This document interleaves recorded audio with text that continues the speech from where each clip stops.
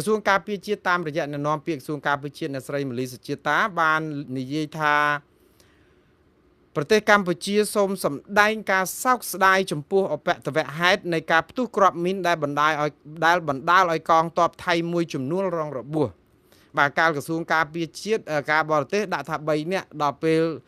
ក្រសួងការពារជាតិដល់ពេលថៃថា4នាក់ឥឡូវអត់ច្បាស់អញ្ចឹងដាក់ថាមួយចំនួនអញ្ចឹងម្ដងទៅកុំឲ្យវាពិបាកពេកព្រោះបើដាក់4ត្រូវនឹងតួលេខថៃទៀតអញ្ចឹងក្រសួងការពារជាតិដាក់ថាបណ្ដាលឲ្យកងទ័ពថៃមួយចំនួនរងរបួសនៅពេលដើរល្បាតចូលតំបន់ចំការមីនចាស់ដែលបន្សល់ទុកពីសង្គ្រាមស៊ីវិលរបស់កម្ពុជា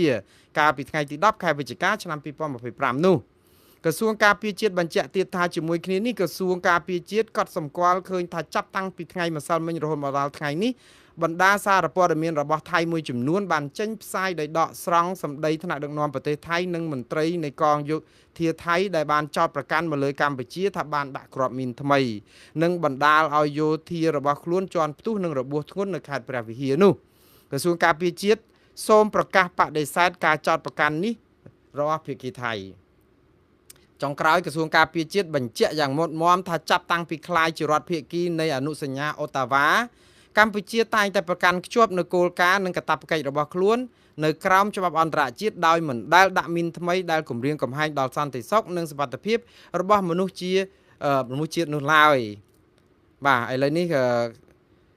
ក្រសួងការពារជាតិដូចនឹងក្រសួងការបរទេសដែរកថាខណ្ឌចុងក្រោយថាបដិញ្ញាចិត្តនៅក្នុងការធ្វើការឲ្យបានជិតស្និទ្ធជាមួយថៃក្នុងការលើកកម្ពស់សន្តិភាពស្ថិរភាពរវាងប្រទេសទាំងពីរជាពិសេសធានាសន្តិសុខនិងសុវត្ថិភាពរបស់ប្រជាពលរដ្ឋស៊ីវិលស្របតាមសេចក្តីថ្លែងការណ៍រួមស្តីពីសេចក្តីថ្លែងការណ៍រួមនៅឯ